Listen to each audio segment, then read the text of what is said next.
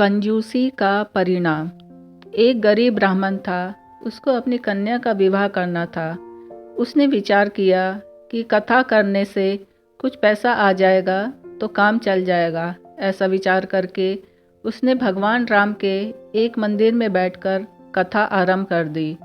उसका भाव यह था कि कोई श्रोता आए चाहे ना आए, पर भगवान तो मेरी कथा सुनेंगे ही।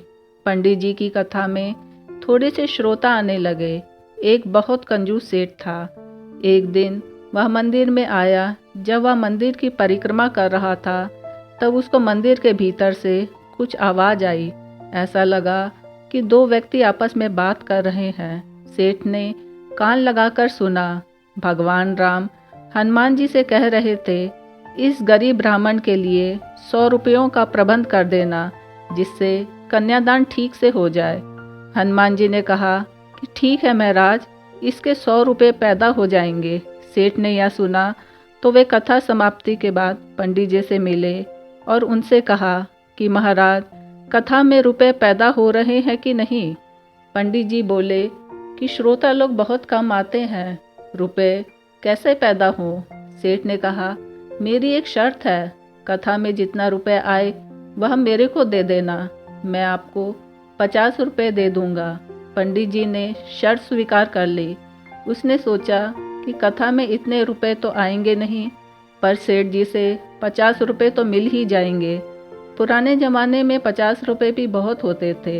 इधर सेठ की नीयत यह थी कि हनुमान जी भगवान की आज्ञा का पालन करके इनको 100 रुपये जरूर दिलाएंगे। वो 100 रुपये मेरे को मिल जाएंगे और 50 रुपये मैं दे दूंगा, तो बाकी 50 रुपये मेरे पैदा हो जाएंगे। जो लोभी आदमी होते हैं वे सदा रुपयों की ही बात सोचते हैं। इसीलिए भगवान और हनुमान जी की बातें सुनकर भी सेठ में भगवान के प्रति भक्ति उत्पन्न नहीं हुई, उल्टे उसने लोभ को ही पकड़ा।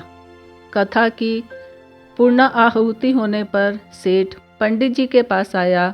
उसको आशा थी कि आज 100 रुपये भेंट में आए होंगे। पंडित जी ने कहा, भाई आज तो भेंट बहुत थोड़ी ही आई, बस 5-7 रुपये आए हैं। सेठ बेचारा क्या करे। उसने अपने वायदे के अनुसार पंडित जी को 50 रुपये दे दिए। लेने के देने पड़ गए। सेठ को हनुमान जी पे बहुत गुस्सा आया। उन्होंने पंडित जी को 100 रुपये नहीं दिए और भगवान के सामने झूठ बोला। वह मंदिर में गया और हनुमान की मूर्ति पर घूसा मारा। घूसा मारते ही सेठ का हाथ मूर्ति से चिपक गया। अब सेठ ने बहुत जोर लगाया पर हाथ छूटा नहीं। जिसको हनुमान जी पकड़ ले वो कैसे छूट सकता है। सेठ को फिर आवाज़ सुनाई दी। उसने ध्यान से सुना। भगवान हनुमान जी से पूछ रहे थे कि तुमने ब्राह्मण को 100 रुपये दिलाए कि नहीं। हनुमान जी ने कहा, महाराज 50 रुपये तो दिला दिए हैं, बाकी 50 रुपयों के लिए सेठ को पकड़ रखा है। वह 50 रुपये देगा तो छोड़ देंगे। सेठ ने सोचा तो विचार किया कि मंदिर में लोग आकर मेरे को देखेंगे तो बड़ी बेइज्जती होगी। वह चिल्लाकर बोला, हनुमान जी महाराज, मेरे को छोड़ दो, मैं 50 रुपये दे दूंगा।